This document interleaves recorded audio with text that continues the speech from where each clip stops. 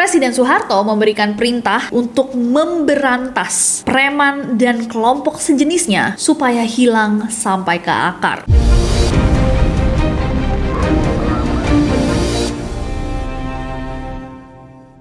Hey guys, it's Nasi and welcome back. Kalau kalian belum subscribe ke channel ini, jangan lupa klik tombol subscribe-nya, terutama untuk kalian yang suka membahas-bahas masa lalu. Mengingat-ingat masa lalu. Ih, cringe banget. Sejarah maksudnya. Storytelling Jas Merah episode penembakan misterius atau Petrus. Presiden Soeharto dan pemerintahan Orde Barunya mencatatkan berbagai sejarah. Banyak yang menganggap bahwa pada masa itu semua sektor kehidupan aman terkendali, mulai dari stabilitas politik dan keamanan, pertumbuhan ekonomi, pembangunan infrastruktur, penyediaan akses pendidikan dan fasilitas kesehatan, sampai penurunan angka pengangguran. Tapi seperti yang kalian tahu guys, there's a price for everything. Semua itu ada harganya. Banyak juga yang dikorbankan pada zaman Orde Baru, seperti kebijakan-kebijakan yang menimbulkan kontroversi. Terjadi juga peristiwa-peristiwa yang menoreh citra buruk dalam sejarah Indonesia. Salah satunya adalah peristiwa penembakan misterius atau Petrus. Meskipun terbukti menurunkan angka kriminalitas, kejadian ini mendapatkan kecaman dari masyarakat Indonesia, bahkan dunia internasional. Apa sih Petrus atau penembakan misterius?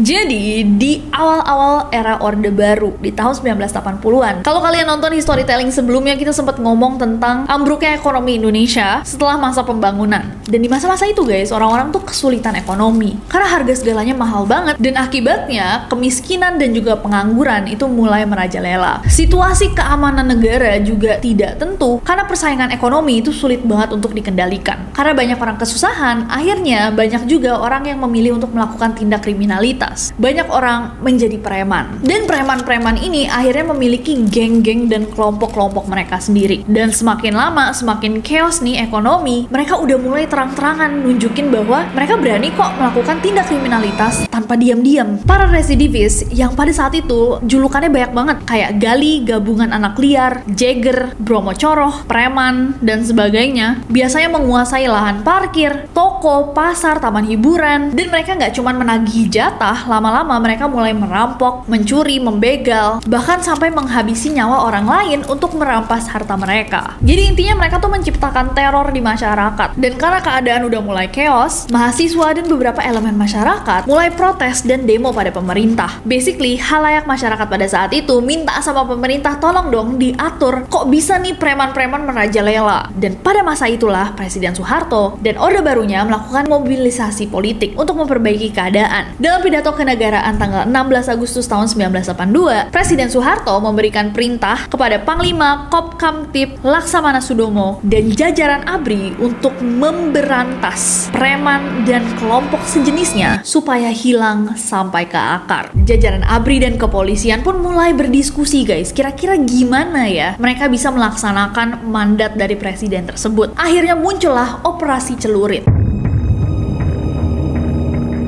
19 Januari tahun 1983, rapat koordinasi dilakukan di markas Kodam Jaya dan dipimpin oleh Laksamana Sudomo. Dihadiri sama Pangdam Jaya, Kapolri, Kapolda Metro Jaya, dan Wagub DKI Jakarta. Rapat itu memutuskan bahwa mereka akan melakukan operasi celurit di wilayah Jakarta dan sekitarnya. Operasi celurit yang dikenal juga sebagai Operasi Pemberantasan Kejahatan atau OPK, akhirnya juga dilakukan di kota-kota lain kayak Jogja, Surabaya, Bandung, Medan, Semarang, sampai Samarinda. Nah Nesi, tapi operasi celurit ini apa?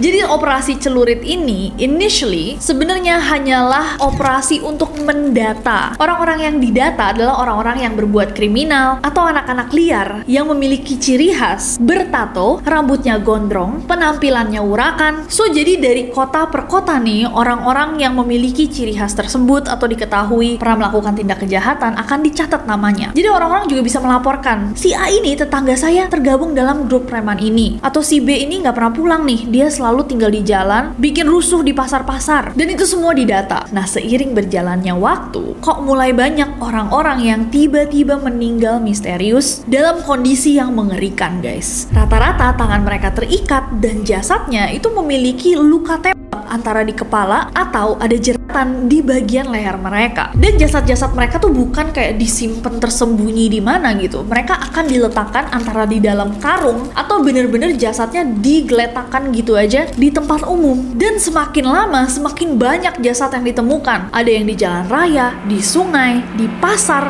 di lahan pemukiman, atau bahkan di depan rumah mereka sendiri. Dan banyak dari jasad ini memiliki kesamaan bahwa mereka adalah residivis atau preman. Tapi orang-orang pada saat itu bertanya-tanya dong, siapa yang melakukan hal ini? Karena nggak ada yang tahu dan nggak ada yang ngaku juga. Mulai muncullah istilah Petrus, penembak misterius. Nah, walaupun mungkin kalian bisa membayangkan seserem apa ya pada zaman itu tiba-tiba untuk menemukan ada jasad tiba-tiba aja di tengah jalan atau di depan rumah tetangga kalian atau di pasar, tapi siapapun yang melakukan ini berhasil menurunkan tindak kriminalitas. Terbukti pertama bahwa tingkat kriminalitas itu menurun di Jogja dan Jawa Tengah. Tapi setelah itu, Petrus ini mulai terjadi di tempat-tempat lain, guys. Jakarta, Surabaya, Bandung, Medan, dan korbannya semakin lama semakin banyak. Dalam jurnal State of Fear, Controlling the Criminal Contagion in Suharto's New Order yang ditulis sama Joshua Barker, korban-korban Petrus itu dieksekusi di tempat sepi dan selalu pada malam hari. Dan diketahui bahwa mereka itu ditembak di bagian dada dan kepala dari jarak dekat menggunakan pistol kaliber 45 atau 38.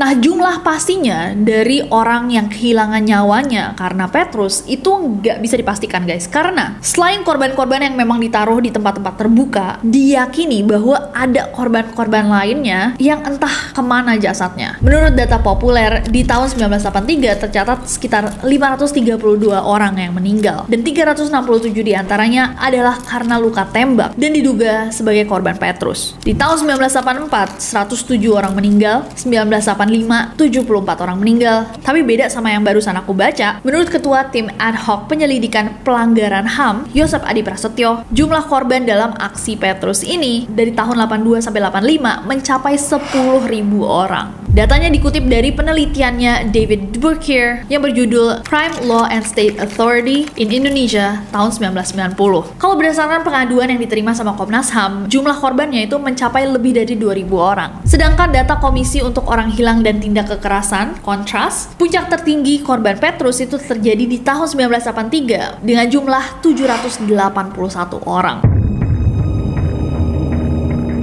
Nah, muncullah kontroversi dengan the whole Petrus debacle. Sejak awal nih orang-orang meninggal misterius di tahun 1983, emang terbukti bahwa angka kriminalitas di daerah-daerah di mana jasad-jasad tersebut ditemukan itu menurun drastis. Bahkan orang-orang yang selama ini dianggap kriminal nih, orang-orang yang udah terang-terangan jadi preman, banyak banget guys yang menyerahkan diri ke polisi kayak bilang, "Pak, saya bersalah atas kejadian-kejadian ini, tolong hukum saya." Karena they would rather get punished by the police, mendingan mereka ditangkap daripada mereka tiba-tiba muncul dengan tangan terikat dan luka tembak di depan pintu rumahnya. Dan karena itu, pendapatan daerah yang biasanya masuk ke kantong-kantong para preman ini kembali masuk ke daerah tersebut, membuat banyak tempat jadi aman juga. Katanya pada transisi ini di awal-awal Petrus ada orang-orang yang tadinya nggak berani keluar malam, itu mulai berani jalan malam. Bahkan banyak yang menawarkan diri menjadi sukarelawan untuk membantu membasmi para preman. Terus udah kayak tikus.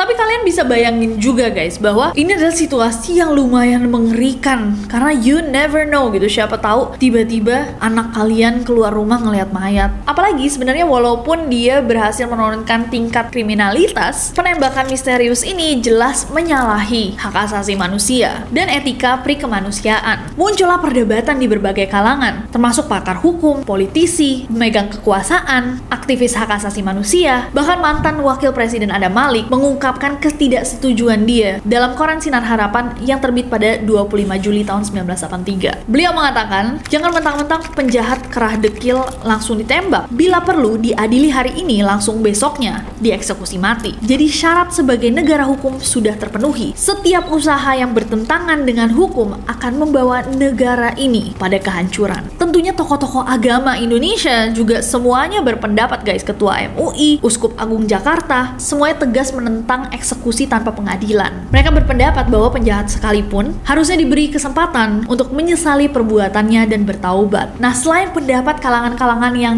dengan tegas menentang Petrus, muncul juga masalah dengan sistem Petrus itu sendiri. Jadi ternyata korban-korbannya itu mulai banyak yang bukan preman saja, alias banyak salah tangkap, salah eksekusi, dan banyak orang yang akhirnya kehilangan nyawanya hanya sesimpel memiliki nama yang sama orang yang ada pada list operasi celurit di awal. Jadi misalkan ada Alif Murtadi.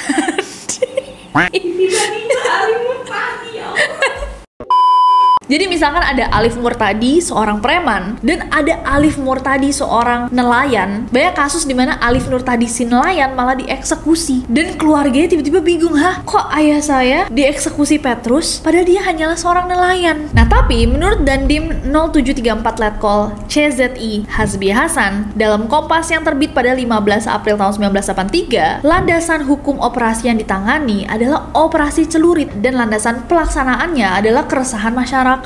Dan walaupun semua masyarakat Indonesia mengetahui bahwa ini beneran terjadi, bahkan Amnesty International mengirimkan surat mempertanyakan kebijakan pemerintah Indonesia terkait Petrus, beberapa petinggi TNI dan polisi pada saat itu bilang bahwa Petrus tidak pernah ada. Mereka bilang bahwa yang ada itu adalah operasi celurit di mana kita mendata para preman, residivis, orang-orang jalanan. Petrus itu penembakan misterius nggak pernah ada. Itu cuma media massa aja bikin rame. Sejak tahun 2008, Komnas HAM itu mencoba untuk membongkar siapa kira-kira dalang di balik Petrus, penembakan misterius. Menurut informasi dari idntimes.com, setidaknya ada 115 orang yang dianggap berkaitan dengan operasi Petrus. Mereka terdiri dari 95 saksi, 2 saksi aparat sipil, 14 saksi korban, 2 purnawirawan TNI, dan 2 purnawirawan polisi. Dari banyaknya saksi, banyak pihak beranggapan bahwa Presiden Soeharto menjadi orang yang paling bertanggung jawab atas aksi ini. Alasannya nggak lain dan nggak bukan karena itu terjadi sebenarnya dalam masa pemerintahannya. Ditambah lagi ada pernyataan dalam bukunya Presiden Soeharto, Pikiran, Ucapan, dan Tindakan Saya di tahun 1989 yang seakan membiarkan aksi Petrus. Beliau mengatakan bahwa cara membasmi para preman itu adalah dengan tindakan tegas berupa kekerasan. Lebih tepatnya di dalam bukunya dia menulis tindakan tegas bagaimana? Ya harus dengan kekerasan. Tetapi kekerasan itu bukan lantas dengan tembakan, dor, begitu saja bukan. Yang melawan mau tidak mau harus ditembak. Karena melawan mereka ditembak. Lalu ada yang mayatnya ditinggalkan begitu saja. Itu untuk shock terapi goncangan. Ini supaya orang banyak mengerti bahwa terhadap perbuatan jahat masih ada yang bisa bertindak dan mengatasinya. Tindakan itu dilakukan supaya bisa menumpas semua kejahatan yang sudah melampaui batas pri kemanusiaan itu. Maka kemudian meredalah kejahatan-kejahatan yang menjijikkan itu. Ini dia nulis. Bayangin kalau presiden 2024 gitu ngomong kayak gini. Serem. Dalam penelitiannya David Bourchier yang berjudul Crime, Law, and State Authority in Indonesia tahun 1990, pelaku pembunuhan bertindak dalam konteks melaksanakan perintah jabatan di bawah koordinasi Panglima Komando Pemulihan Keamanan dan Ketertiban Republik Indonesia. Selain pelaku yang memiliki wewenang, ada juga bukti pelaku individual yang bertindak aktif dan disebut sebagai operator. Jadi kalau misalkan kalian mendengarkan ya bahwa ada tuh penembakan misterius menggunakan senjata api di tahun 80-an ya, di tahun 2024 aja pemilik senjata api di Indonesia tuh segelintir orang saja. Tentunya pada tahun-tahun adanya kejadian penembakan misterius, orang-orang juga sudah mempercayai teori konspirasi bahwa ini dilakukan sama pemegang kekuasaan, orang-orang berencana, penertib hukum. Because who else? Siapa lagi yang memiliki senjata dan senjata-senjata spesifik? Tapi Presiden Soeharto dengan tegas menyangkal keterlibatan militer dalam aksi penembakan misterius. Dan Panglima ABRI pun pada saat itu mengatakan bahwa enggak, mereka ini meninggal secara misterius karena mereka saling bunuh. Ada perang-perang antar geng yang membuat mereka saling eksekusi aja. Nggak ada hubungannya sama operasi celurit. Itu mah kita cuma mendata saja. Anyways, meskipun hasilnya bisa dibilang cukup efektif untuk menurunkan tingkat kriminalitas, aksi Petrus itu dinilai sangat kontroversial dan juga merupakan pelanggaran HAM berat. Dan setelah mendapatkan kecaman dari dalam maupun luar negeri, termasuk dari Amnesty International atas perintah Presiden Soeharto, aksi Petrus pun dihentikan di tahun 1985. Jadi Presiden Soeharto waktu itu mengecam ya adanya penembakan misterius, dan untungnya para Petrus yang misterius itu mendengarkan arahan Presiden. Misterius kan nggak pernah tahu siapa. Tapi kan Presiden Soeharto udah bilang kalau melawan ditembak. Jadi para Petrus kayak Gitu guys intinya peristiwa ini. I wanna know what you think. Apakah ada informasi-informasi tambahan yang mungkin gak masuk ke dalam video ini? To be honest, I think most of us, kebanyakan dari kita yang menonton video ini atau membahas bareng aku ini, mungkin sama aku, belum hidup juga di masa-masa tersebut, belum lahir, belum bernafas, belum bisa melawan. Jadi buat kakak-kakak di atas kita mungkin mengetahui cerita dengan versi yang berbeda, boleh banget di-share di bawah. Semoga sih nggak ada ya yang sempat mengalami atau melihat, but it sure sounded super scary. Jadi aku gak sabar untuk bacain komentar kalian di bawah. Apalagi yang harus kita bahas di Historytelling berikutnya, coba komen di bawah. Aku bakal ketemu kalian lagi besok di Neror, jadi jangan lupa subscribe karena aku gak sabar untuk bahas sejarah atau bahas horor lagi sama kalian. Bye bye.